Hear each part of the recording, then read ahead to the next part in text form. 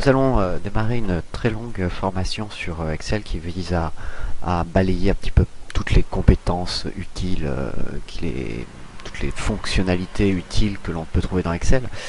Pour ça, je vais utiliser bien entendu un exemple. On va faire développer une application qui permet de gérer un facturier ainsi qu'un fichier client, ainsi qu'une gestion de stock, tout ça dans le même fichier. On va voir un petit peu comment tout ça se passe dans Excel. Avant de commencer, je fais un tout petit rappel pour les personnes qui n'auraient pas vu la formation précédente que j'ai réalisée sur Excel.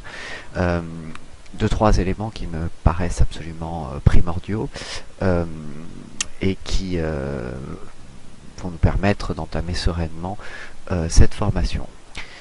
C'est surtout cet élément vraiment primordial qui me semble le démarrage à chaque fois sur Excel. Vraiment la chose à connaître sur Excel, c'est l'outil de duplication. L'outil de duplication, que j'appelle duplication, mais qui ne s'appelle pas forcément duplication pour tout le monde, c'est l'outil que l'on trouve lorsque l'on sélectionne une cellule en bas à droite de la cellule et qui, lorsque l'on passe la souris sur ce petit carré noir là qui se trouve là, notre souris devient une croix noire qui permet donc de dupliquer les données. Dupliquer les données, c'est très simple, c'est si je mets un chiffre par exemple et que je tire vers le bas ce chiffre, je vais tout simplement le dupliquer, c'est-à-dire obtenir le même chiffre vers le bas. Alors cet outil de duplication, il a un intérêt, c'est qu'il va être assez intelligent entre guillemets pour être utile lorsque l'on va utiliser notamment des formules et des calculs. Alors pour ça, on va faire deux trois exemples pour prendre en main cet outil de duplication et pour bien en comprendre tout l'intérêt et voir les différentes duplications qui existent. Première chose, si je duplique juste une lettre, je vais avoir la copie de la lettre, comme ceci. Si je duplique en chiffres, on l'a fait tout à l'heure, par exemple 123, je duplique vers le bas, je vais avoir la copie du chiffre. À présent, si je duplique une lettre plus un chiffre, là les choses vont être totalement différentes. À partir du moment où je duplique une lettre plus un chiffre, je vais avoir une liste qui va se créer avec la lettre concernée et une liste du chiffre que l'on aura dupliqué au départ, donc c'est-à-dire A1, A2, A3, etc. etc. Ça c'est extrêmement important. Pourquoi? Tout simplement parce que ça montre que si on met le nom d'une cellule en référence et qu'on duplique cette cellule-là, ce nom de cellule, il va automatiquement, tout simplement, trouver la ligne suivante. C'est-à-dire qu'ici, si je fais référence à la cellule A1 et que je duplique, automatiquement, il va me dupliquer, il va me trouver la ligne suivante, c'est-à-dire A2. Vous savez que sur Excel, on a nos colonnes qui sont numérotées par des lettres et nos lignes qui sont numérotées par des chiffres. Voilà, c'est un peu la révision de ce que l'on a vu dans la formation précédente. L'idée est très simple. On va créer deux listes de chiffres en colonne D et en colonne E. Première liste de chiffres, on va faire très simple. Je vais tout simplement dupliquer le chiffre 1, l'écart qu'il y a entre le chiffre 1 et le chiffre 2. L'écart est de 1 unité. Si je duplique cet écart, c'est-à-dire je sélectionne les deux chiffres, pour sélectionner l'écart entre les deux chiffres et que je duplique vers le bas cet élément-là, je vais obtenir une liste de chiffres qui va donc de 1 à 21, c'est-à-dire qui va s'incrémenter de 1 en 1. Si je le fais avec un autre écart, par exemple 5 et 10, je vais obtenir bien entendu une liste qui va de 5 en 5. Donc ça me permet d'avoir tout simplement deux listes de chiffres en colonne D et colonne E pour comprendre ce fameux outil de duplication et tout l'intérêt qu'il y a à l'utiliser. C'est tout simplement cet élément, c'est-à-dire le fait de pouvoir à un moment donné gérer un calcul qui fait référence à des différentes cellules. Par exemple ici en F1, je vais dire que F1 est égal à D1 plus E1. Extrêmement simple, un calcul extrêmement simple. J'appuie sur la touche entrée pour avoir le résultat. Il va me trouver obligatoirement 6. Okay, l'avantage, encore petit élément, c'est que si je change un des éléments en D1 ou E1, automatiquement le chiffre sera remplacé, sera recalculé. C'est ce qui a fait les débuts historiques du tableur, ni plus ni moins. L'idée est très simple maintenant, c'est si je duplique ce résultat, je vais obtenir la ligne suivante, 10 plus 2 égale 12, plus 15 plus 3 égale 18. Tout ça s'explique très facilement, puisque quand j'ai dupliqué, en fait, j'ai dupliqué non pas un résultat, mais j'ai dupliqué un calcul, D1 plus E1. Par ce principe-là, D1 va devenir D2 sur la ligne suivante, et E1 va devenir E2. Ce qui nous permet d'avoir donc le calcul suivant, égale D2 plus E2 sur la ligne suivante, directement dupliqué, donc calculer tout simplement le résultat pour la ligne suivante.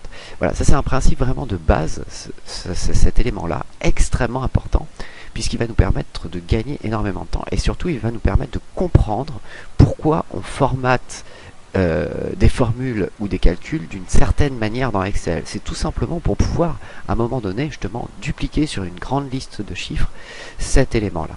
Et c'est ce que l'on va tout simplement faire régulièrement dès que l'on va avoir un calcul. C'est-à-dire penser en amont comment je vais pouvoir dupliquer ce calcul, comment je vais pouvoir créer une formule qui me permet de dupliquer le calcul vers le bas et donc de gagner énormément de temps. Ça c'est un principe qu'il faut vraiment prendre en main, j'insiste assez lourdement là-dessus, puisque c'est un principe phare dans le tableur, dans les tableurs. Ça fonctionne sur tous les tableurs existants, bien entendu cet outil est toujours là. C'est ce qui permet d'aller très rapidement, beaucoup plus rapidement qu'avec notamment une calculatrice. Voilà, cet outil de duplication, si vous voulez le prendre en main, je vous conseille très fortement de regarder la vidéo qui en parle sur l'autre formation, qui est beaucoup plus développée que ça. Je voulais juste faire un rappel là-dessus, puisque c'est, à mon avis, peut-être le principe de base, la chose sur laquelle que je vais utiliser beaucoup et que je vais pas vraiment expliquer par la suite. Attention tout de même à plusieurs choses. Lorsque l'on duplique, c'est bien le carré noir sur lequel on va cliquer et que l'on va glisser vers le bas ou vers la droite ou vers la gauche, d'ailleurs ça marche pareil, et non pas la croix de déplacement qui est cette croix là qui apparaît que lorsque je clique non plus sur cet élément là, mais si je clique sur les bords de ma cellule. Ça permet de déplacer le contenu d'une cellule. Donc faites très attention quand vous ferez ces manipulations de ne pas déplacer la cellule, ce qui aurait pour effet pas du tout le résultat que l'on souhaite avoir, c'est-à-dire pas une duplication, mais juste le fait de déplacer la valeur qu'il y a dans la cellule ou le calcul qu'il y a dans la cellule. Deuxième chose, quand on veut dupliquer, ne confondez pas donc la croix noire avec la croix blanche étant uniquement là, bien entendu, pour sélectionner. Donc lorsque l'on veut sélectionner une cellule, il faut bien avoir la croix blanche, c'est-à-dire cliquer en plein milieu de la cellule, et non tout simplement sélectionner en utilisant l'outil de duplication qui lui va dupliquer les données.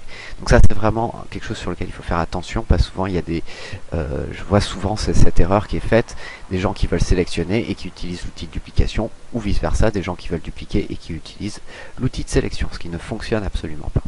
Voilà. Ce rappel étant fait, on va commencer donc tout de suite, dès la vidéo suivante, le démarrage de notre exercice qui va nous permettre de balayer un petit peu toutes les grosses fonctionnalités de Excel. Alors, on va commencer le fichier qui va nous permettre donc de faire cet exercice.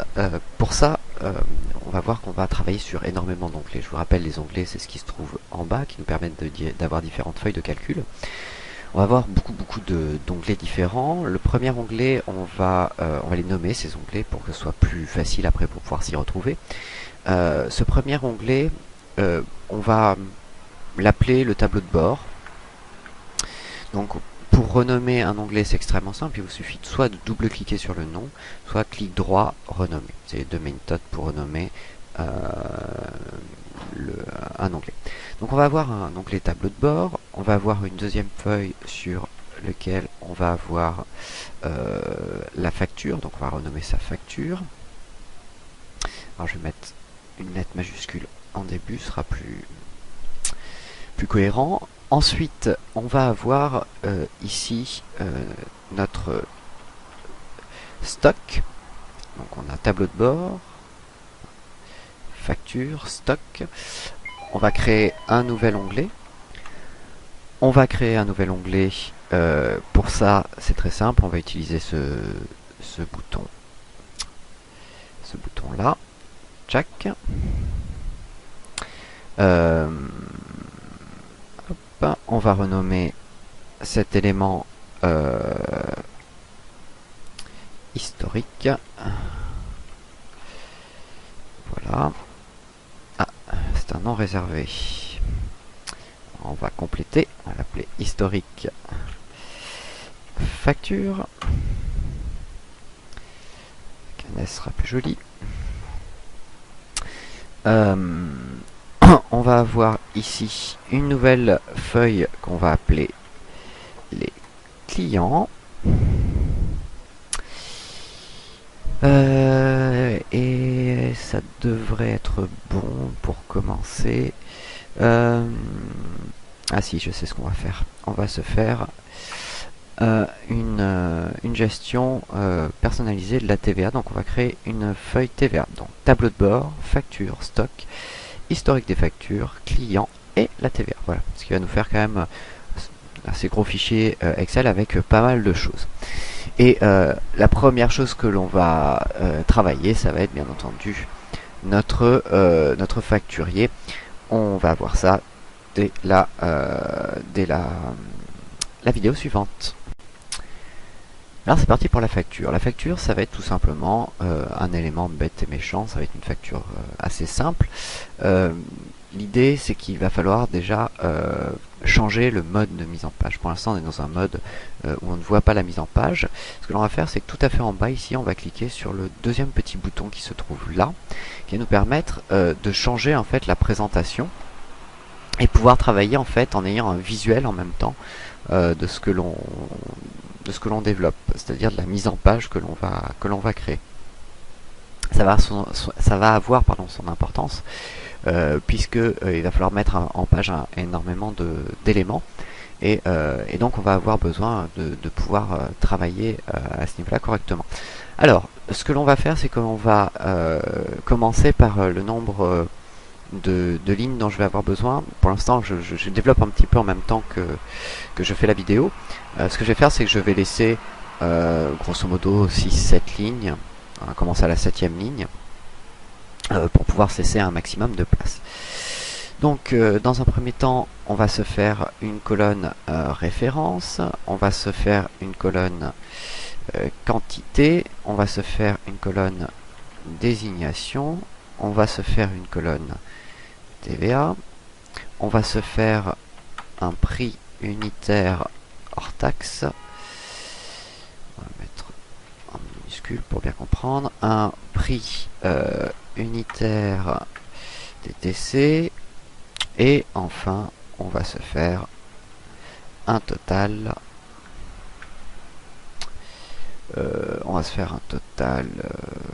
TTC, on va plus le faire hors taxe. On pourra changer ça au pire. Voilà, donc là je vais avoir mes colonnes pour ma facture.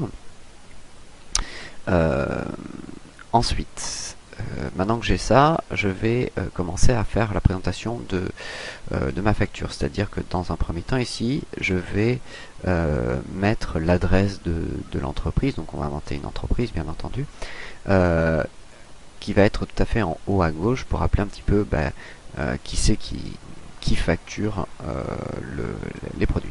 Donc pour ça, on va sélectionner les 3 premières colonnes qui sont là, plutôt les 3 premières cellules de la ligne 1, et on va venir les fusionner. Donc pour ça, c'est dans Accueil, Fusionner et Centrer, qui va nous permettre, ou on va juste cliquer sur Fusionner au pire, qui va nous permettre tout simplement de réunir ces 3 colonnes ces 3 lignes, pardon, ces 3 cellules en une seule. Et ici donc je vais taper l'adresse de mon entreprise.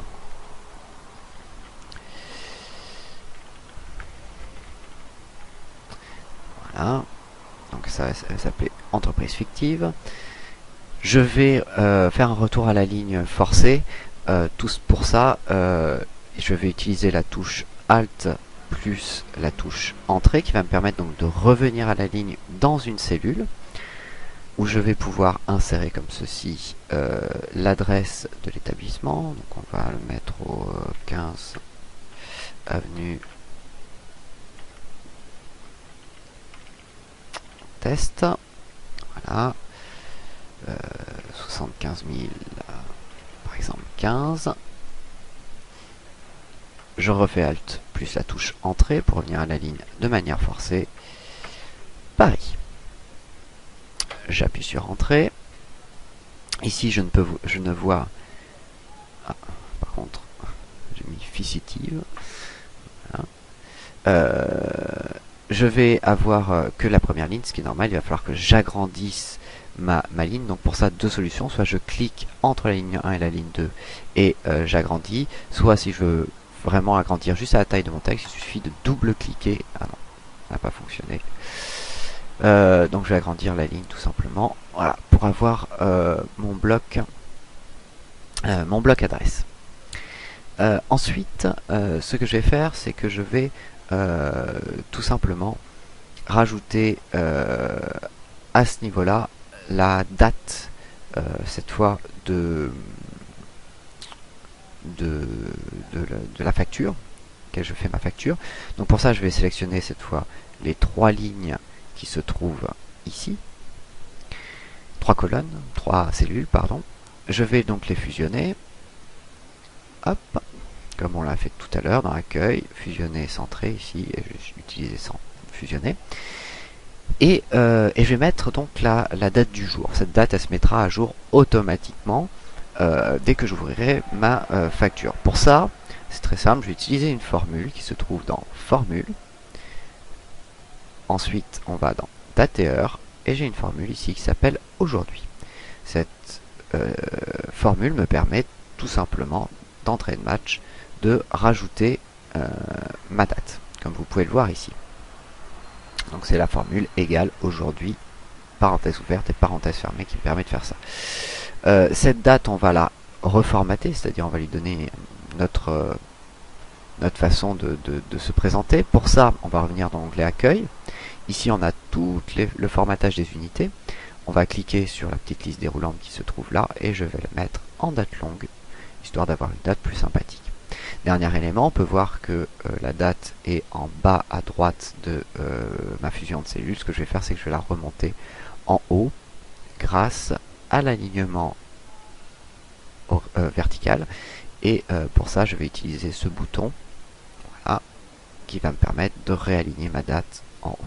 Voilà, alors tout ça, c'est des rappels hein, des vidéos de la formation précédente. C'est des choses bien entendu que je développe beaucoup plus dans la vidéo, dans la formation précédente sur Excel.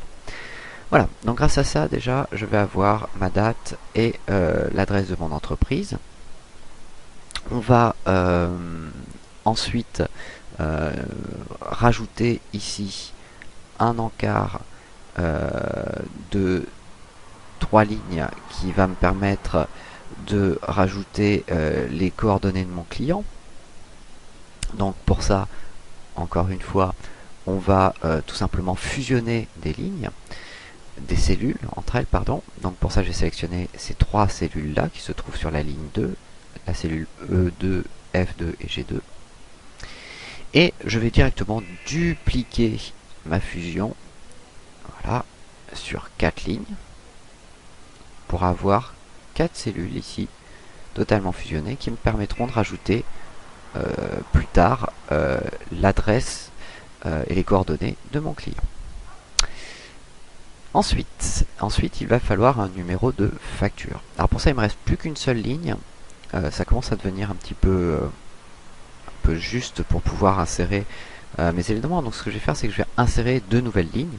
Donc pour ça, c'est très simple. Il y a plusieurs méthodes. Moi, la méthode que j'utilise souvent, c'est que je clique sur le nom de la ligne avec un clic droit et je fais insertion, ce qui me permet de rajouter une cellule vierge. On aurait pu très bien passer par accueil, insérer des cellules qui revient exactement au même. Et sur la cellule donc sur la ligne 7, alors j'ai rajouté deux lignes vierges, pardon, ce qui me donne ici donc une ligne entre deux lignes.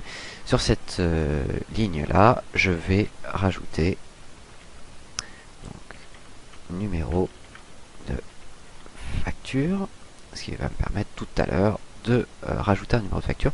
Ce que je vais faire, c'est que je vais fusionner encore une fois la ligne A7 et B7, à présent, tac, fusionner, et je vais aligner ce texte numéro de facture à droite, puisque on aura le numéro de facture qui se trouvera à peu près ici en plein milieu de ma présentation. Tout ça, ça va être de la présentation bête et méchante ensuite pour mon facturier. Voilà, on a les éléments de départ ici pour construire notre facture. On va voir un petit peu comment mettre en forme tous ces éléments-là dans la vidéo suivante. À présent, on va mettre un peu en forme tout ça. Alors, mettre en forme, ça va être tout simplement rajouter des couleurs là où j'en ai besoin, identifier bien les cellules, bien formater, bien aligner, etc., etc. Donc pour ça, déjà, on va créer des cadres là où je vais en avoir besoin, à savoir peut-être un cadre pour encadrer donc cet élément-là. Donc les cadres, tout simplement, on va le faire par l'ajout de bordure dans accueil ici. Dans ce groupe qui s'appelle police, ici vous avez une liste déroulante qui permet de gérer donc toutes les bordures. Ici ce que l'on va faire, c'est qu'on va créer les bordures extérieures de cette cellule là. Donc on sélectionne la cellule, puis dans cette liste déroulante on sélectionne bordure extérieure. On va sélectionner aussi les 4 lignes là que l'on avait fusionnées tout à l'heure. Et on va faire exactement la même chose. On va aller dans accueil, sur la liste déroulante qui est ici, et on va sélectionner bordure extérieure. Ici, ça sera mon adresse, l'adresse de mon client. Dans numéro de facture, on va créer donc ce fameux élément qui va nous permettre de mettre le numéro de notre facture. Donc pour ça, on va sélectionner C7, D7 et E7. On va fusionner, et pareil, on va mettre les bordures extérieures afin d'avoir ici le cadre pour notre numéro de facture. Ensuite, on va créer notre tableau, le tableau qui va nous permettre donc de gérer notre facturier. Donc pour ça, il va falloir dans un premier temps sélectionner nos éléments. Donc on va sélectionner de A9 jusqu'à G9 et on va descendre jusqu'à on a de la place jusqu'à A40, ça suffira amplement, ça nous fait déjà un paquet d'éléments que l'on peut rentrer. Et là cette fois on va faire apparaître les bordures, mais on va faire apparaître toutes les bordures afin d'obtenir donc le quadrillage pour notre prochain élément. Cet élément qui est notre en-tête, on va le mettre en couleur. Donc pour ça on va aller dans accueil, on va sélectionner déjà avant tout de la cellule A9 jusqu'à la cellule G9. On va aller sur le pot de peinture qui se trouve dans accueil et sélectionner donc une couleur pour notre en-tête de fichier, pour notre en-tête de tableau, pardon. On va, comme tout à l'heure pour notre adresse d'entreprise ici, on va cliquer entre la ligne 9 et la ligne 10 pour agrandir cette ligne, et on va venir tout simplement centrer en vertical et en horizontal ces éléments. Donc on va sélectionner encore une fois A9 jusqu'à G9 et on va cliquer sur alignement vertical milieu et alignement horizontal centré afin d'avoir ici nos en-têtes correctement formatées. On pourrait sans aucun problème maintenant aussi les mettre en gras et pourquoi pas les mettre en italique, ça c'est selon les goûts personnels. Alors, on n'a pas terminé tout à fait, on a notre grille ici, il va nous manquer maintenant un certain nombre de renseignements qui vont être ajoutés tout à fait en bas du tableau. Donc pour ça, ce que l'on va faire, c'est qu'on va encore devoir faire des fusions de cellules. On va sélectionner, donc moi j'ai été jusqu'à la ligne 40, hein. Là je vais sélectionner donc de D41 jusqu'à F41. Je vais fusionner ces 3 lignes, donc toujours la même méthode, accueil, et dans fusionner centré, je vais sélectionner fusionner. Et je vais bien entendu dupliquer jusqu'à la ligne 45 cette fusion, afin d'avoir ici mes lignes suivantes fusionnées. Je vais faire apparaître le quadrillage et je vais avoir tout simplement les différents éléments. Déjà le total hors taxe, la TVA, les frais de port, et enfin le total ou à payer. Je vais l'appeler total TTC. Voilà. Comme ça, total TTC. Et là, on va avoir donc nos différents éléments qui vont finaliser notre facture. Ces éléments-là, on va les centrer à droite, histoire de les rapprocher des cellules qui vont contenir par la suite les résultats. On aurait pu d'ailleurs, là j'ai mis, c'est vrai, les cellules en surbrillance, on aurait pu très bien ne pas les mettre les mettre en encadré, pardon, les mettre avec des bordures. Là, ça n'a pas grande importance. On va juste agrandir un tout petit peu la ligne 44 avec le total TTC, qui est vraiment le point important. Je vais venir centrer, bien entendu, verticalement cet élément-là et l'agrandir, vu que c'est le point important de ma facture, c'est cet élément-là qui va être ce que le client doit payer tout simplement, quitte même à mettre une petite couleur, une petite surbrillance de la cellule afin de bien voir un petit peu cet élément-là en particulier. Alors, ensuite, ce que l'on va faire, c'est que l'on va essayer de sectionner un petit peu mieux ces éléments dans le tableau. Donc pour ça, c'est très simple. Je vais d'abord sélectionner donc de la cellule G41 à G44. Je vais aller dans les bordures ici et je vais sélectionner bordure épaisse encadrée qui va me permettre de créer une bordure légèrement plus épaisse pour ce cadre là. Je vais faire la même chose mais cette fois uniquement pour ma cellule 44.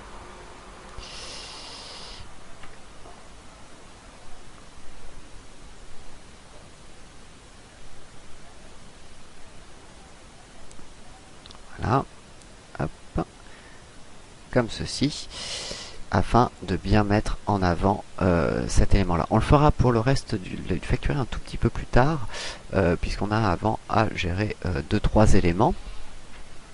Alors, à présent, on va revoir un peu la taille des colonnes. Je sais que c'est beaucoup de mise en forme, mais ça nous permet de balayer en même temps pas mal d'éléments. La taille des colonnes pour que il y ait des colonnes plus grandes selon les besoins et des colonnes plus petites. Donc pour agrandir ou réduire la taille d'une colonne, c'est très simple. Je me mets entre le nom de la colonne A et le nom de la colonne B. Je me mets vraiment en plein milieu avec ma souris comme ceci. Encore une fois, ces éléments que je explique beaucoup mieux dans la formation précédente. Donc je vais réduire cette taille de colonne pour réduire ma référence, ma quantité. Par contre, augmenter de manière conséquente la désignation, réduire de manière très forte la TVA.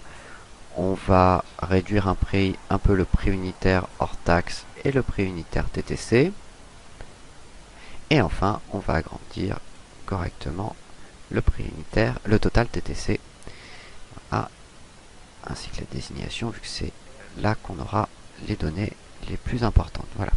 Ce qui me donne à peu près cette mise en forme au final pour ma facture. On va pouvoir commencer à rentrer dans les choses un peu plus sérieuses, un peu plus complexes aussi, à savoir l'utilisation de formules, l'utilisation des validations de données, etc., qui va nous permettre donc tout simplement de compléter facilement cette facture de manière automatique. Voilà, donc suite sur la vidéo suivante. À présent, nous allons nous occuper du stock. Alors le stock, on va le faire vraiment en plusieurs étapes. On va faire d'abord la première chose, on va faire une fiche tout simplement qui va nous permettre de trouver les produits facilement. Donc dans cette feuille de stock, on va avoir une colonne référence, une colonne désignation. On va avoir un code TVA et un prix hors taxe, un prix unitaire, bien entendu. Pour l'instant, on va avoir ça. On pourrait avoir une colonne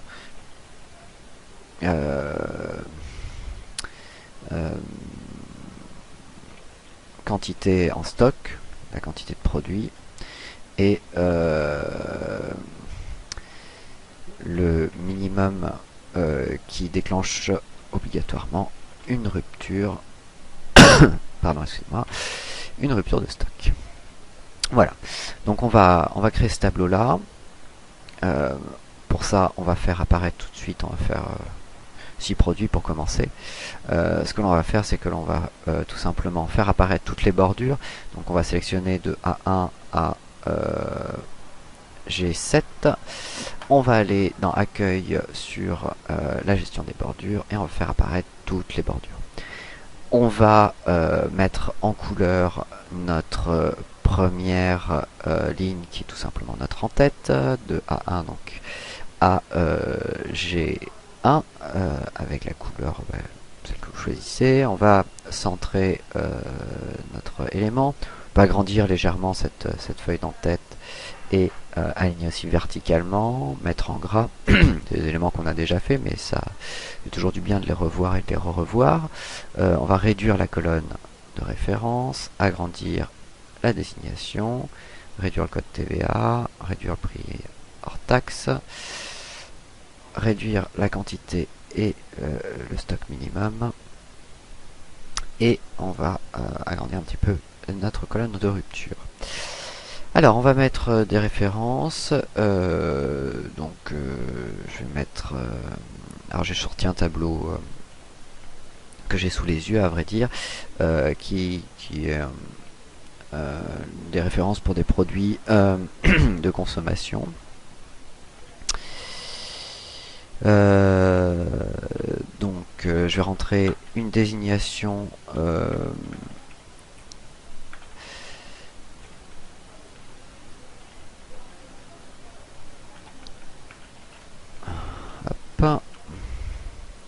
Voilà, le code TVA sera 1, le prix hors taxe 5,40. La quantité, on va l'actualiser à 100, notre stock minimum étant à 10. Ensuite, je vais mettre un élément avec avec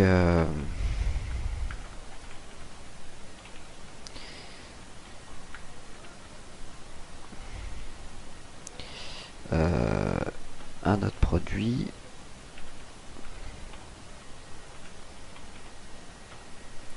Voilà.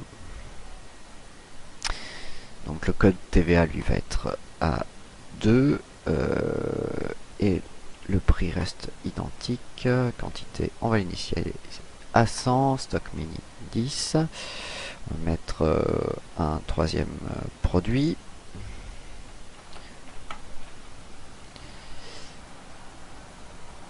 Ça va être de l'huile vierge.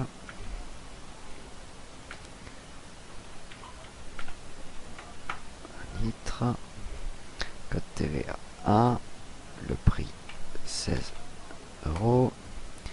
Stock, on va en avoir 50 bouteilles. Stock mini 5. On va mettre hop, un autre produit.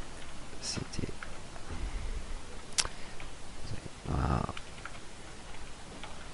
Nice. Mince. Voilà. Code TVA 1. 360. 100. Stock minimum 10. On va mettre une sorte de coffret.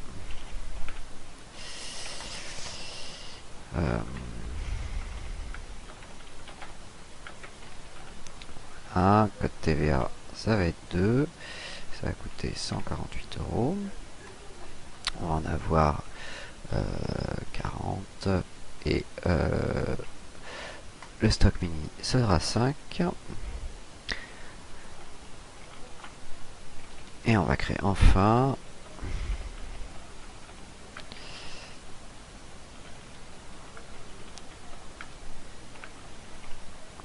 25 grammes.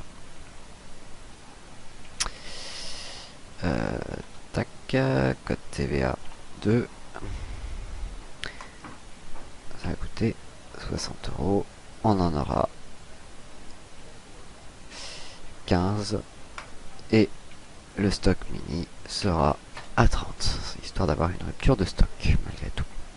Voilà, donc là on a créé notre tableau de stock que l'on va plus tard relier bien entendu à notre facturier et à notre tableau de bord. Ça va être tout le principe, ça va être de jouer un petit peu avec tous ces différents éléments.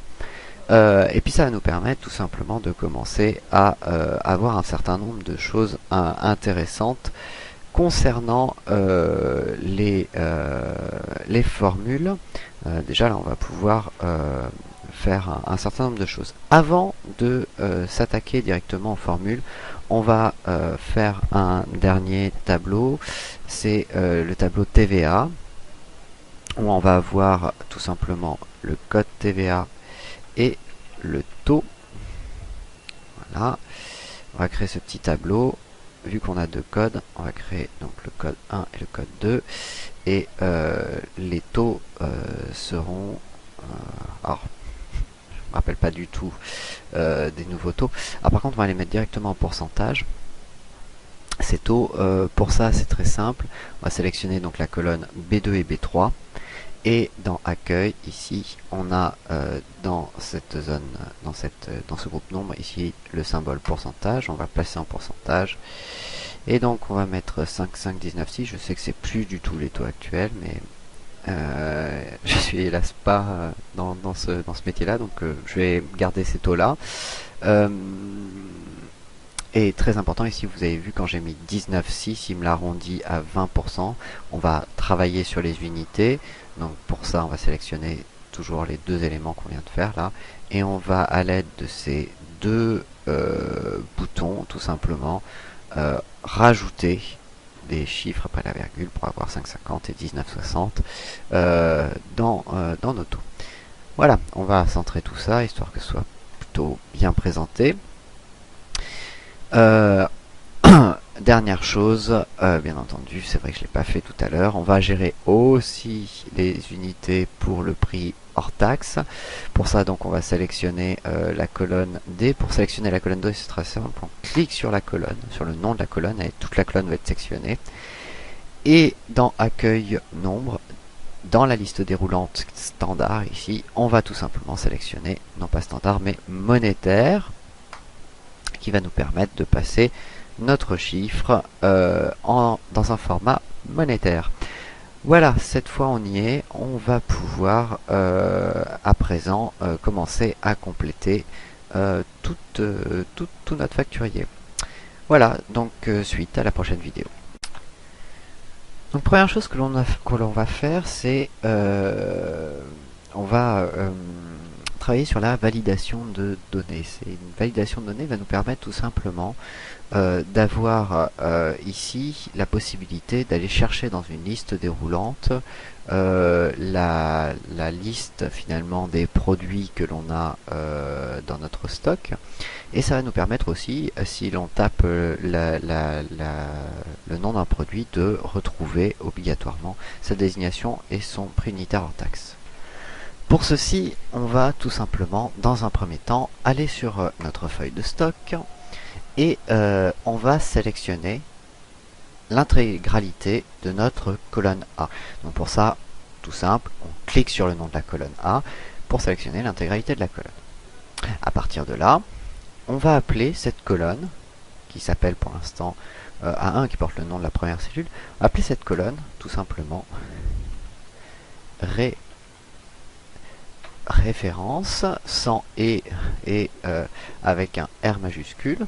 Ça va avoir son importance. On appuie sur entrée, et maintenant toute cette zone, si vous voyez, si je la resélectionne, si je sélectionne ma colonne A va s'appeler référence. Alors c'est pas obligatoire, mais ça nous permet de comprendre un petit peu comment on peut manipuler tout ça très facilement. Le fait de mettre un nom, c'est que lorsque l'on va appeler référence, on va appeler en fait l'intégralité à présent de cette colonne, ce qui va être assez pratique. On va faire la même chose avec désignation. On va sélectionner la colonne B et on va l'appeler désignation. On va faire, on appuie sur entrée pour valider. Donc pareil, des majuscules, pas de E, pas de E, un E. Ensuite, on va faire la même chose avec mon code TVA. Donc pour ça, je vais sélectionner la colonne C, code TVA, pas d'espace, tout en minuscule. Je peux mettre, bon, je vais laisser comme ça. Donc code TVA. Pareil pour la colonne prix hors taxe. Hop, prix hors taxe. J'appuie sur entrée. Pour l'instant on va laisser la quantité et le mini comme ceci, on s'en fiche, et on va à présent donc gérer ces fameuses références. Pour ça on va revenir dans facture et on va aller sur la cellule A10. C'est là où on va voir notre première possibilité de rajouter une référence. On va aller sur l'onglet données. Dans données on va aller sur le bouton validation des données et on va sélectionner donc validation des données. Ça va nous ouvrir une fenêtre contextuelle. Dans cette fenêtre contextuelle, on va tout simplement autoriser une liste. Et dans cette liste, on va lui dire que la source va être égale, donc il faut insérer le signe réglal, à référence, attention, comme vous pouvez le voir, je mets bien un R majuscule, et après je l'écris exactement comme le nom de ma colonne tout à l'heure. J'aurais pu très bien tout simplement cliquer sur ce bouton là et aller chercher dans ma feuille de stock la colonne référence qui serait revenue exactement à la même chose. Donc là ici on va avoir notre source référence, je clique sur OK et à présent comme vous pouvez le voir je vais avoir la liste de mes références que je vais pouvoir sélectionner. Là j'ai sélectionné aucune référence. Ce que je vais faire c'est que je vais dupliquer cette validation de données, c'est-à-dire pour l'instant vous voyez il n'y a que la première cellule qui est concernée par la validation de données. Je vais tout simplement cliquer sur cette cellule là, la dupliquer vers le bas jusqu'à ma ligne 40. À présent, grâce à ça, chaque ligne aura, comme vous pouvez le voir ici, une validation de données. À savoir que si je sélectionne une donnée, une référence, cette référence, si je la supprime, la validation de données, elle, n'est pas supprimée. Je ne supprime uniquement que le contenu de ma référence. Ça, c'est la première chose. Deuxième chose, si je tape un chiffre au hasard, il va tout simplement me donner quand même, m'indiquer la référence que j'aurais tapé. Donc c'est pas bloquant à ce niveau-là. Donc voilà, on a vu pour la première fois la validation de données. Vous allez voir que cette validation de données, on va s'en servir assez souvent. Elle est relativement pratique, elle permet d'éviter de connaître toutes les références par cœur, d'aller directement les chercher dans une liste déroulante. L'idée, on va sélectionner la référence 1 sur cette ligne-là. L'idée, ça va être bien sûr par la suite que automatiquement, à partir du moment où je sélectionne une référence, ma quantité va s'initialiser au minimum à 1. Ma désignation va s'initialiser au nom du produit, ainsi que son code TVA, son prix unitaire hors taxe, bien entendu. Ça va me calculer le prix TTC et le total hors taxe. Ça va me compléter l'intégralité de ma facture. C'est vraiment l'intérêt. C'est dès que l'on va sélectionner une référence, la facture va déjà se préformater, va commencer à se compléter automatiquement. Voilà, c'est ce que l'on va voir dans la vidéo suivante. À présent, nous allons initialiser donc, lorsque l'on sélectionne une quantité, la quantité à 1. L'idée est très simple, c'est que l'on va utiliser une fonction qu'on va énormément utiliser, une formule que l'on va énormément utiliser par la suite, qui est la formule conditionnelle si. Pour ça, on la trouve dans formule. Dans formule, vous avez tout un tas de petits dictionnaires, bouquins, et dans ces éléments, vous avez un dictionnaire violet qui s'appelle logique, qui permet donc de trouver la formule ci. Cette formule-ci, elle est extrêmement simple. Elle a un test logique, une valeur si le test logique est vrai, une valeur si le test logique est faux. Si le test logique est vrai, ça veut dire que le test que l'on va mener dans cette cellule-là sera exact. À partir du moment où il sera exact, on renverra le calcul ou la valeur qui sera là. Si le test logique est faux, c'est-à-dire si pour le cas le test renvoie la valeur faux, alors on enverra cette valeur-là. Voilà comment ça fonctionne. Ben, là, l'idée est très simple. On va lui dire si la cellule référence, donc là on s'était placé bien entendu pour notre test logique sur la cellule B10, hein. Donc dans B10 on va envoyer ici la formule ci. On va lui dire que si la référence, c'est-à-dire la cellule A10, est égale à du vide. Pour dire que c'est égal à du vide, il suffit de dire égal guillemets, guillemets, les guillemets qui se trouvent sous le caractère 3 du clavier alphanumérique. Guillemets, guillemets, en fait, ça veut dire quoi? Bah, ça veut dire tout simplement que on va insérer, on va dire que c'est égal à du vide, dans le sens où, entre les guillemets, normalement, on a toujours du texte. Pour mettre du texte, on met des guillemets. Si, bien entendu, le texte est vide, alors on symbolise tout simplement le fait qu'une cellule est vide. Donc, c'est exactement ce qu'on nous dit. Si cette cellule-là, A10, est égale à du vide, guillemets, guillemets, alors, qu'est-ce que l'on va faire? Ben, tout simplement, on va strictement rien faire. C'est-à-dire que si c'est vide, on n'affiche rien. Si par contre c'est faux, on va initialiser la valeur à 1. On clique sur OK. Qu'est-ce qui se passe à présent? Ici, j'ai une référence. Ma quantité s'initialise à 1. Si je supprime ma référence, ma quantité s'initialise à vide. Si je remets une référence, ma quantité s'initialise à 1. Ben, cette formule que l'on vient de réaliser en B10, on va bien entendu la dupliquer vers le bas. Comme ceci, à chaque fois, pour chaque ligne, à chaque fois que j'aurai une référence sélectionnée, j'aurai ma quantité qui va s'initialiser à 1. Cette quantité, après bien entendu, on pourra tout simplement la modifier en tapant un chiffre. Pour l'instant, on ne va pas y toucher à cette formule.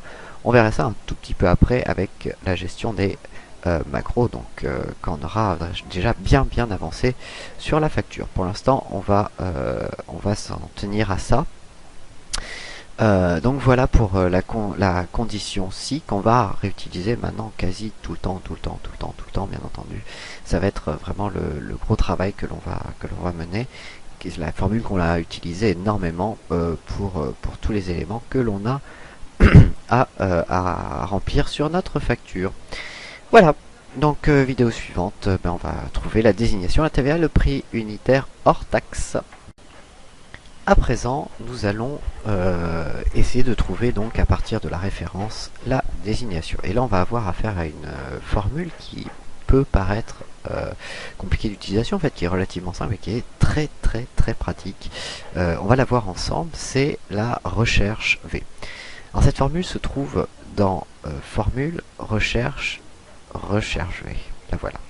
Donc on va se placer sur la cellule qui attend la désignation pour notre première ligne. On va aller sur recherche et références, dictionnaire bleu dans l'onglet formule, et on va aller sur recherche V. Recherche V veut dire recherche verticale, V pour verticale. Il y a une deuxième formule qui s'appelle recherche H qui permet de faire la même chose mais pour un tableau qui serait présenté horizontalement. Alors, on a 4 éléments, on va les voir ensemble à chaque fois et vous allez voir que c'est pas très compliqué au final. La valeur recherchée, c'est grosso modo la valeur qui va nous permettre de rechercher dans notre tableau de données tout simplement la désignation. C'est ça que l'on va faire apparaître. La valeur qui va être recherchée, c'est ni plus ni moins que notre référence. Ici, on tape la référence et c'est en fonction de cette référence qu'on va rechercher dans notre tableau de stock la désignation. Donc la valeur recherchée, ça va être ici notre cellule A10. Deuxième chose, la table des matrices. La table des matrices, c'est dans quel tableau je vais chercher ma désignation. Ce tableau se trouve dans la feuille stock. Donc je sélectionne la feuille stock. Et ma désignation ici se trouve ici, en colonne B. Le truc, c'est qu'il va falloir sélectionner l'intégralité du tableau concerné. Donc ici, qu'est-ce que l'on va avoir? On va avoir la référence qui va être concernée, puisque c'est ça qui va nous permettre de trouver la désignation qui va être concernée. Donc pour ça, ce que je vais faire, c'est que je vais cliquer sur la colonne A, le nom de la colonne pour sélectionner l'intégralité de la colonne référence, et je vais déplacer sur la colonne B, ce qui va me donner donc feuille stock, le nom de la feuille, point d'exclamation. Dans cette feuille stock, je vais sélectionner la colonne A à la colonne B. A 2.B voulant dire ça. Dans la feuille stock, je sélectionne la colonne A et la colonne B. Ceci sera ma table des matrices, c'est-à-dire là où je vais rechercher la désignation en fonction de la référence. Maintenant, on a une troisième colonne, qui s'appelle numéro index colonne. Cette numéro index colonne, c'est pour indiquer dans quelle colonne est la désignation. Alors attention, on ne va pas mettre que c'est dans la colonne B, puisque ici, on est sur une table des matrices qui peut être variable, c'est-à-dire qu'on pourrait faire varier notre table des matrices au cours des duplications. Ici, ce que l'on va faire, c'est que l'on va dire que le numéro d'index colonne est sur la colonne 1, 2. Notre désignation est sur la deuxième colonne, comme on peut le voir. J'ai compté tout simplement dans mon stock, dans la colonne A et la B, colonne 1, colonne 2. Donc ici, ma désignation se trouve dans la deuxième colonne. Je lui indique que le numéro d'index colonne, c'est le numéro 2. Enfin, valeur proche, ça c'est relativement simple. C'est que ici, on cherche une valeur exacte. On cherche une référence exacte pour un produit. Donc la valeur proche, ici, va être de 0, c'est-à-dire qu'on ne cherche pas une valeur proche, on cherche une valeur exacte. À partir de là, je clique sur OK, et comme vous pouvez le voir, en sélectionnant un produit, j'obtiens ici sa désignation. On va faire la même chose, bien entendu, pour la TVA. Pour la TVA, on va revenir sur Recherche et référence, Recherche V. Valeur recherchée, c'est la valeur qui va me permettre de trouver la TVA, son taux de TVA. Donc je sélectionne ici ma référence, A10. Table des matrices, on va revenir dans la colonne stock. Et cette fois, on va sélectionner donc de la référence jusqu'au code TVA, c'est-à-dire de la colonne A à la colonne C, ce qui va me donner stock, point d'exclamation, A2.C. Pourquoi les trois colonnes? Tout simplement parce que on a besoin obligatoirement de notre référence et de notre code TVA.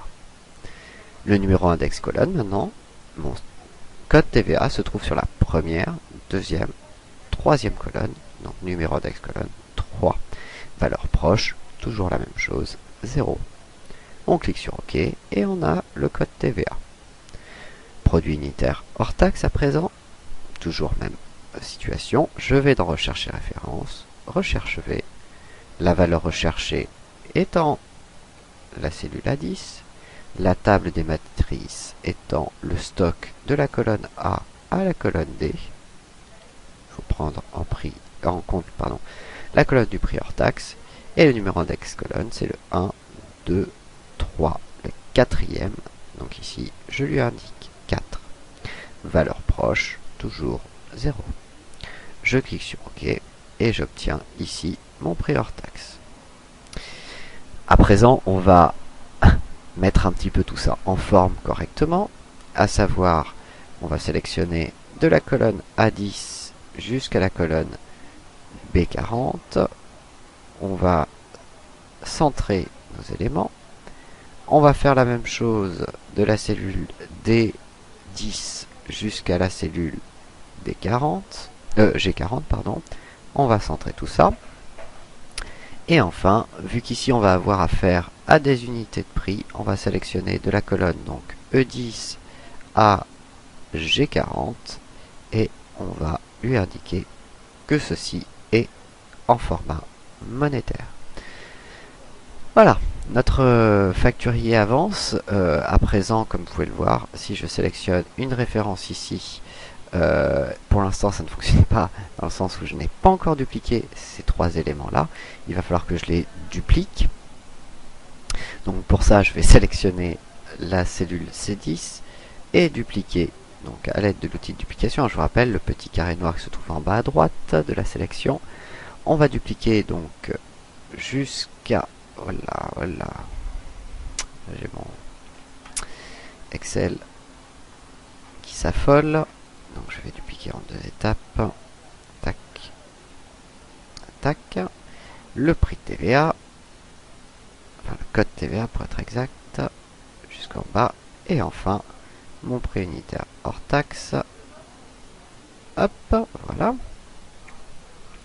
À présent, vous pouvez voir qu'à chaque fois que je change une des références, j'ai bien ici les 4 premières colonnes qui vont s'ajouter correctement. Si je supprime mes références, je reviens bien à une initialisation. Alors, comme on peut le voir, ici on a une erreur. Enfin, c'est pas vraiment une erreur, c'est qu'il dit que tout simplement la référence nulle est inconnue. Donc il va falloir gérer cette problématique, gérer le fait que quand je n'ai pas de référence, je n'affiche pas de désignation. C'est exactement le même principe que pour la quantité. À savoir que ici, j'ai déjà une formule. C'est la recherche V. Donc je vais devoir, et ça c'est un peu nouveau, mais c'est extrêmement important, intégrer une formule dans une formule. C'est ce que l'on va voir sur la vidéo suivante. À présent, donc, nous allons gérer cette fameuse formule dans formule. Donc là, l'idée, je vous rappelle, c'est que vu que l'on n'a pas de référence, il ne trouve pas notre référence en recherché et donc il nous affiche une erreur. On va éviter cette erreur. Donc pour ça, on va voir un petit peu comment on crée une formule dans une formule. Je vais vous donner une première solution qui permet tout simplement de le faire en plusieurs étapes. Néanmoins, on pourrait bien entendu le faire directement. On verra ça plus tard, un petit peu plus tard, comment le faire directement. Mais pour ça, il faut apprendre un petit peu comment se formatent les formules les plus utilisées. Alors, pour ça, ce que l'on va faire, c'est que on va revenir sur notre cellule C10, où on avait la désignation du premier produit. Ce que l'on va faire, c'est que l'on va aller dans la barre de formule. Cette barre-là, on va retrouver notre recherche V, comme vous pouvez le voir. On va copier cette recherche V, on va faire un CTRL-C de cette recherche V, sans sélectionner le signe égal. Donc, on sélectionne la formule, copier ou CTRL-C comme vous le souhaitez. Et ce qu'on va faire, c'est que l'on va maintenant la supprimer, maintenant qu'elle est copiée, et on va appuyer sur Entrée. Donc on a supprimé ici la formule que l'on avait. On va aller dans Formule, on va reprendre notre formule logique de tout à l'heure. Donc on va aller dans Formule logique si, et on va lui dire ça. On va lui dire si ma référence est égale à du vide, exactement comme tout à l'heure. Alors si c'est vrai, on affiche du vide, donc guillemets, guillemets. Si c'est faux, on va faire notre recherche V. Et pour ça, on n'a plus qu'à coller notre formule, donc clic droit coller, ou tout simplement CTRL plus la touche V, pour coller donc notre formule que l'on a créée tout à l'heure. À partir de là, on va cliquer sur OK, et dupliquer vers le bas cette formule. On peut voir qu'à présent, l'erreur disparaît, ce qui est normal. À chaque fois qu'il ne trouve pas de référence, il affiche du vide. S'il en trouve une, il affiche la recherche V. Résultat, quand je clique sur une référence, j'obtiens automatiquement mon produit. Si j'efface ma référence, mon produit et ma désignation disparaissent. On va le faire pour la deuxième formule TVA. On va refaire exactement la même chose. Donc on va se placer sur ma cellule D10. On va copier le recherche V, puis le supprimer. On va aller dans logique si. Donc si ma cellule A10 est égale à du vide, alors j'affiche du vide, sinon j'affiche ma recherche V. On clique sur OK et on duplique vers le bas. Voilà, donc je vais essayer de prendre un produit avec un code 2 par exemple. Voilà, code 2, j'ai bien trouvé mon produit. Donc ça fonctionne bien. Dernière chose, prix unitaire hors taxe, on va exactement faire la même chose. Je sélectionne ma recherche V, je la copie, je la supprime. Je vais sur logique si, je lui dis si A10 est égal à du vide, alors j'affiche du vide, Sinon, je mets ma recharge V. Et ça, je le duplique vers le bas. Là, on commence à entrevoir les possibilités du logiciel. Et vous allez voir quelle est la puissance de ce tableur est absolument quasi sans limite. À partir du moment où on commence à maîtriser cette histoire de formule dans des formules, c'est-à-dire qu'on intègre une formule à l'intérieur même d'une formule. Et ça, on peut le faire quasi autant de fois qu'on veut, 255 fois exactement, pour vous donner le chiffre. Et ça va nous permettre énormément de choses, énormément de possibilités. Ce que l'on va voir dans la vidéo suivante, c'est justement comment utiliser ce que l'on vient de voir, plus de nouveaux éléments, pour calculer le prix unitaire TTC, ainsi que le total TTC, et on va en profiter pour calculer déjà le total hors taxe, la TVA, les frais de port et le TTC. Enfin, les frais de port, pour l'instant, on va les initialiser à 0, on verra un petit peu plus tard comment ça fonctionne. Voilà, bon ben rendez-vous sur la vidéo suivante. Alors, à présent, nous allons compléter donc le prix unitaire TTC, le total TTC et les différents éléments qui se trouvent en bas. Donc pour ça, on va utiliser beaucoup d'éléments, beaucoup de choses différentes, mais finalement, on ne va pas avoir de choses vraiment nouvelles. Tout d'abord, on va se poser la question comment calculer ce prix unitaire TTC. Bah, c'est très simple. Il va falloir trouver la TVA. La TVA, je vous rappelle qu'on l'a inscrite dans le tableau. On a le code TVA qui nous renvoie à 5,5, un taux de 5,5%, et le code 2 qui nous renvoie à un 19,6. Donc là, l'idée est très simple, c'est que sur notre facture, il va falloir trouver en fonction du code la TVA. Cette TVA, il va falloir l'appliquer à notre prix unitaire et la rajouter tout simplement à notre prix unitaire. Donc le calcul sera prix unitaire plus la TVA de notre prix, le pourcentage de notre prix unitaire hors taxe. Alors, pour ça, on va décomposer un petit peu les choses. Déjà, on va trouver, dans un premier temps, notre pourcentage, notre TVA en pourcent. Donc pour ça, on l'a vu, on va faire une recherche V.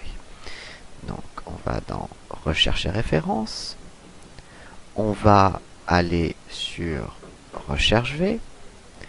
On va dans Valeur cherchée sélectionner tout simplement le code TVA, qui est ici le code 1. Donc ici, ça va être ma cellule D10. On va ensuite sélectionner la table des matrices. La table des matrices, tout simplement, c'est notre feuille TVA, colonne A et B.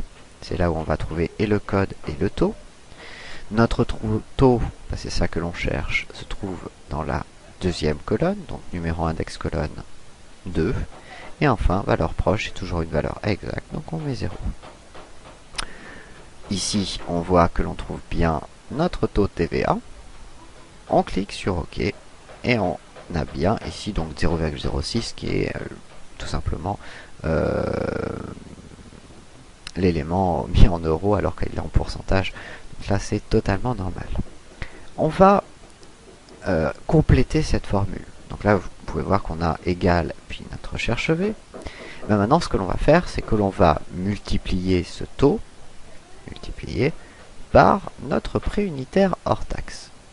On appuie sur Entrée, on trouve que la TVA de notre prix unitaire hors taxe, le pourcentage de notre prix unitaire hors taxe, ça nous donne en euros 0,30 centimes d'euros. Et bien, cet élément-là, on va tout simplement l'additionner. Donc pour ça, on va rajouter derrière cet élément plus le prix unitaire hors taxe.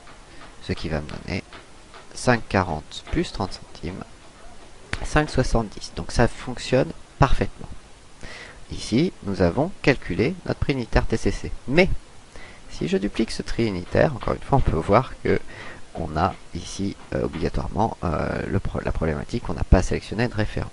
Donc il va falloir, encore une fois, imbriquer tout ça dans une formule. Donc pour ça, on va sélectionner l'intégralité de notre calcul qui est ici, sans le égal, encore une fois, on va le copier.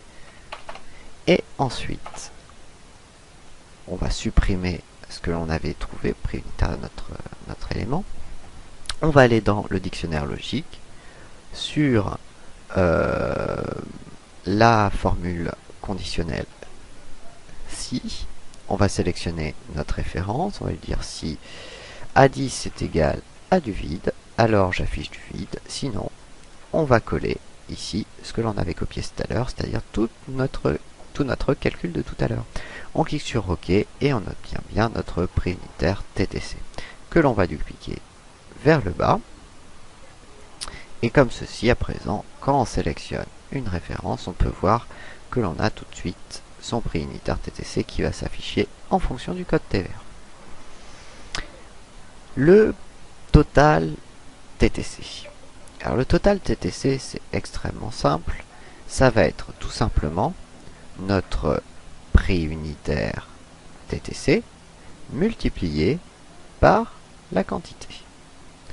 Donc pour ça, on va lui dire que le total TTC est égal, donc on va insérer le signe égal, à la quantité multipliée par notre prix unitaire TTC. On appuie sur Entrée, et si on duplique, on va encore s'apercevoir de la même chose, c'est-à-dire que Excel qui s'affole un petit peu, si jamais je n'ai pas de référence, il va me faire une erreur. Donc il va falloir, encore une fois, copier cette formule, B10 fois F10. Je vais supprimer la formule.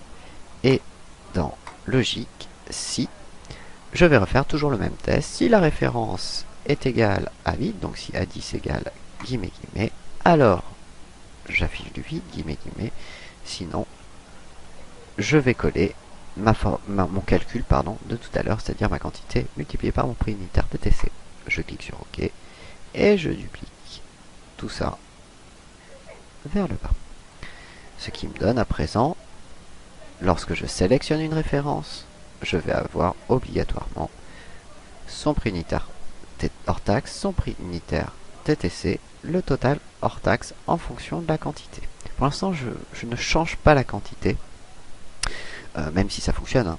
Vous voyez, si je mets 2, il me fait bien le total hors taxe, il n'y a pas de souci. Je ne la change pas parce qu'on va en avoir besoin de cette formule tout à l'heure. On verra lorsqu'on abordera le système des macros. Alors, à présent, on va calculer le total TTC ainsi que la TVA. Et pas le total hors taxe. Pourquoi? Parce que tout simplement, on ne va pas avoir ici accès facilement au total hors taxe pour l'instant.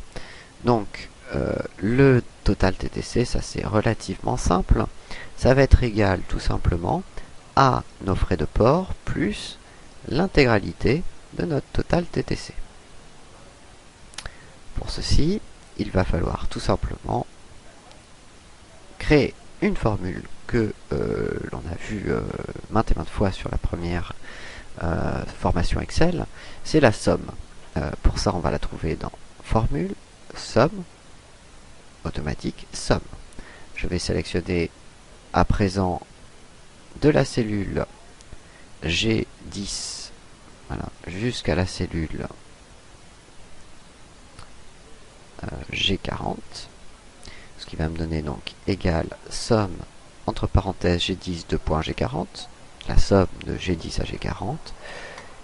On va se placer derrière cette somme et on va rajouter plus les frais de port, donc G43. J'appuie sur Entrée et j'obtiens ici mon total à payer, mon total tout simplement TTC. Voilà l'idée de base pour notre facture. Alors, il nous manque un certain nombre de choses. Il nous manque le total hors taxe ainsi que la TVA. On va voir ça dans un second temps puisque, comme je vous l'ai expliqué ici, on a fait le total TTC. On aurait pu faire d'ailleurs le total hors taxe, hein, c'est-à-dire multiplier le prix unitaire par la quantité. Et après calculer l'intégralité de la TVA, la rajouter. On va, quoi qu'il arrive, on va voir un petit peu une solution pour pouvoir réaliser ça facilement avec un élément supplémentaire. On va voir on va voir cet élément dans la vidéo suivante, qui est un élément qui est assez important sous Excel, puisqu'on va régulièrement utiliser cette méthode entre guillemets pour pouvoir gérer des calculs un peu particuliers où il va falloir passer par des tableaux annexes. On va voir cet élément donc sur la prochaine vidéo. Donc à présent, on va faire face à un problème qui est assez récurrent d'ailleurs sur Excel, que l'on retrouve plein de fois, et je vais vous donner une solution qui permet de résoudre ce problème, qui n'est pas forcément la solution du siècle, mais qui a l'avantage de bien fonctionner et d'être assez transparente. L'idée est très simple. Ici, donc, je veux calculer mon total hors taxe. Or, on l'a pas le total hors taxe. Le total hors taxe étant donc le prix unitaire hors taxe multiplié par la quantité. Ici, on a le total TTC. Donc il va falloir passer, finalement, il va falloir faire un calcul extrêmement compliqué si on veut le total hors taxe. Ce serait de calculer ligne par ligne la multiplication entre la quantité et le total TTC et de le rajouter à la ligne suivante, etc., ce qui serait un peu long et compliqué, fastidieux, ce qui donnerait aussi un calcul vraiment à rallonge. Il pourrait se faire sans aucun problème, mais on va éviter ça. On va passer par une autre solution qui fonctionne très très bien. C'est tout simplement le fait de passer par un tableau annexe qui sera invisible. Donc pour ça, tout simplement, on va se mettre sur une feuille qu'on n'imprimera pas après derrière. C'est la feuille qui est juste à côté. On va rajouter donc deux colonnes, qui va être le total hors taxe et la TVA. Ces deux éléments, on va les déformater, c'est-à-dire enlever la mise en forme qu'il y a. Pour ça, c'est très simple. Dans Accueil, vous trouvez ici une gomme avec marqué ici effacer les formats, qui permet d'enlever finalement la mise en forme qu'on avait. Voilà. Alors, le total hors taxe, on va commencer par là. On va faire très rapide, puis c'est extrêmement simple. On l'a déjà vu avec le prix unitaire TTC, c'est exactement le total pardon TTC, c'est exactement le même calcul. Donc je vais dans formule logique, je sélectionne la formule. Si je lui dis que si la référence est égale à vide, donc guillemets, alors j'affiche du vide, donc guillemets. Si par contre il y a une référence, alors je vais multiplier la quantité, donc B10, multiplié par mon prix unitaire hors taxe, c'est-à-dire E10. Je clique sur OK. Et je vais dupliquer cet élément jusqu'à ma ligne 40. Ah, j'ai Excel qui s'affole. Encore une fois.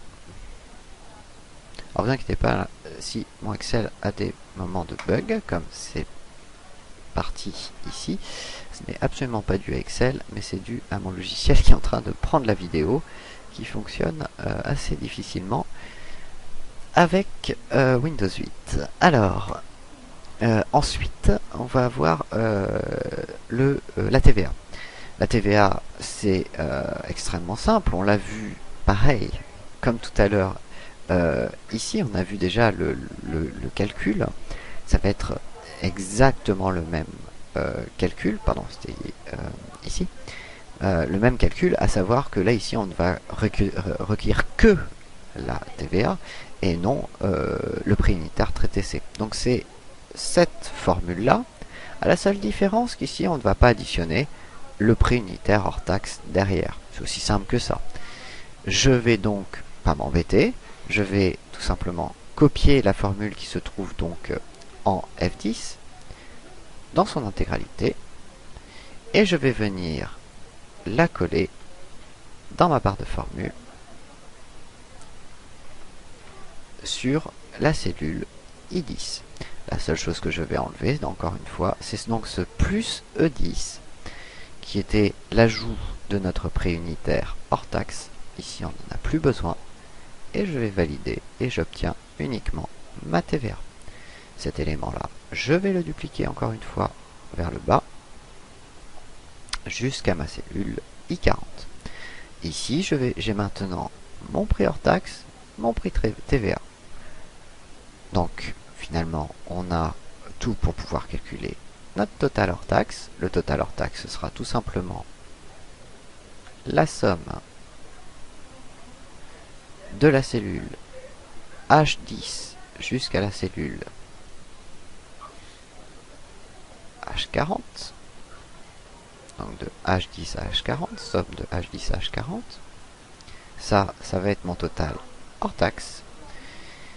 Ensuite, mon total TVA, on aurait pu le calculer en faisant total TTC moins total hors taxe.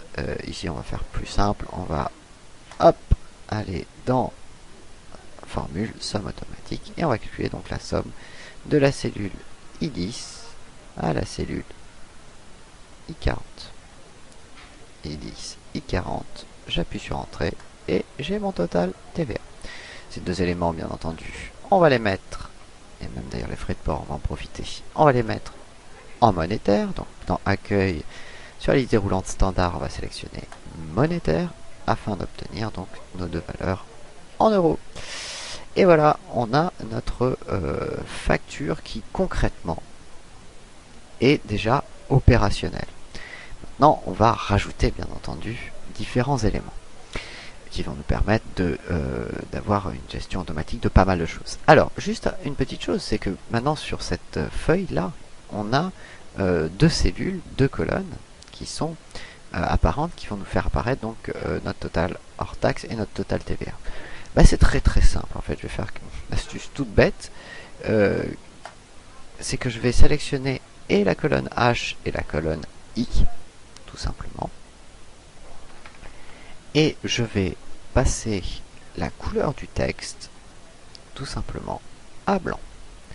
À partir du moment où ma couleur de texte est blanc et que mon fond est blanc, je ne vois absolument plus ce qu'il y a à l'intérieur, ce qui me permet tout simplement de cacher ces deux colonnes et de me concentrer uniquement sur ma partie facture, ce qui est pratique.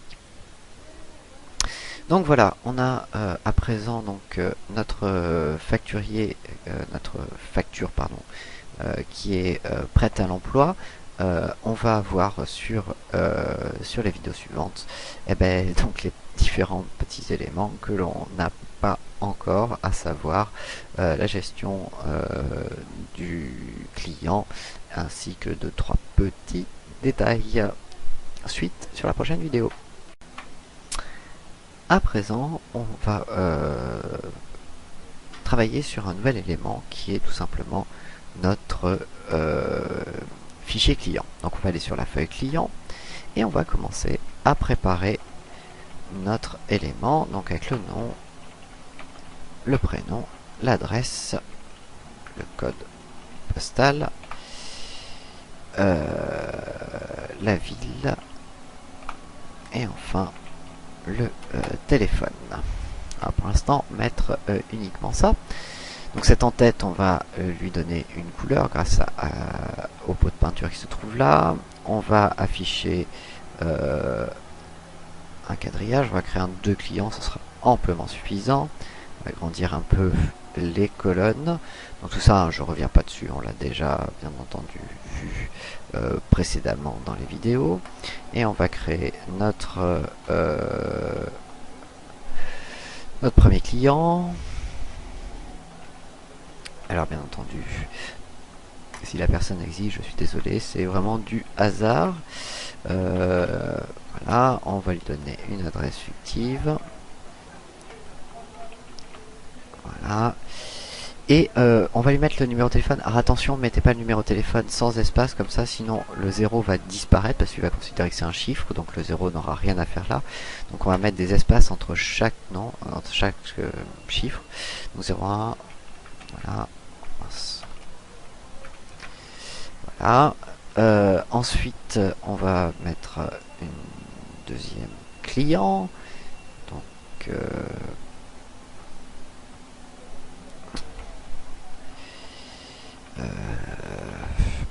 j'ai pas beaucoup d'idées.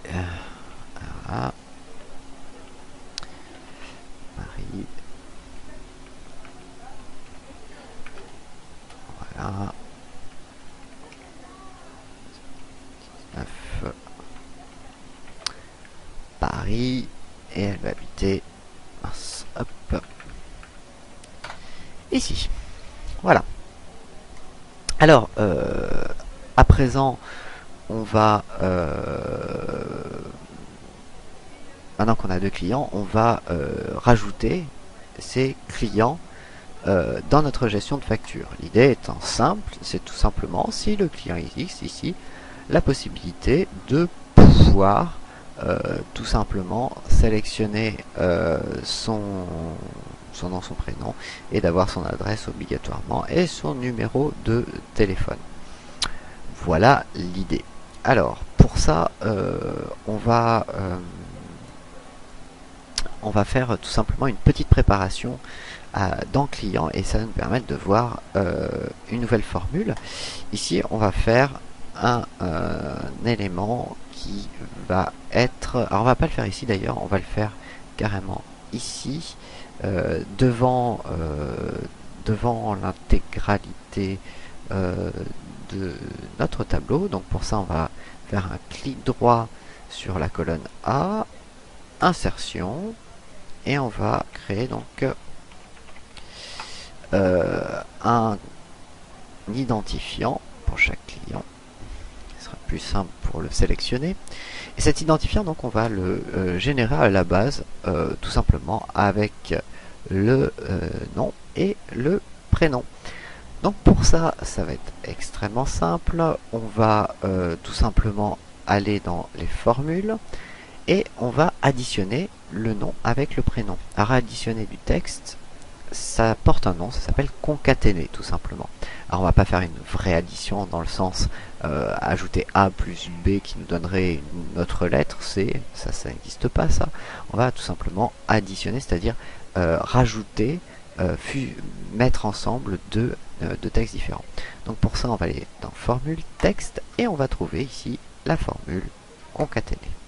Cette formule concaténée fonctionne très facilement. On va tout simplement sélectionner la cellule qui contient le nom, donc B2. Ensuite, dans texte 2, on va juste mettre guillemets, espace, guillemets, qui permet de rajouter tout simplement un espace. Puis ensuite, on va sélectionner le prénom. On clique sur OK et on obtient donc bien l'addition de Dupont plus prénom, donc Dupont François, ce qui nous permettra de sélectionner le nom et le prénom tout à l'heure. Bien entendu, vu qu'on va en avoir besoin pour notre adresse, il va falloir tout simplement donner un nom à cette colonne. Donc on va cliquer sur le nom de la colonne et on va l'appeler identifiant. On appuie sur Entrée. Donc pour donner un nom à une colonne, je vous rappelle, c'est après avoir sélectionné la colonne, c'est cet espace-là. On va revenir dans notre facture et ici on va aller dans données, validation des données qui se trouve ici. On va sélectionner et autoriser une liste dont la source est égale à identifiant, c'est-à-dire identifiant qu'on avait. Je clique sur OK. Il va falloir juste, sinon je vais avoir ici ma liste déroulante, ce qui va pas être pratique. Donc il va falloir juste qu'on mette la cellule légèrement plus petite, ou alors réduise les marges peut-être. Voilà. Cette fois j'ai ma colonne avec ma liste déroulante. Voilà. Donc je vais pouvoir maintenant sélectionner grâce à ça sans aucun problème mes clients. À partir du moment où bien entendu ils seront déjà entrés dans ma table client. Alors pour ça on va juste rajouter un élément bien entendu, c'est le fait de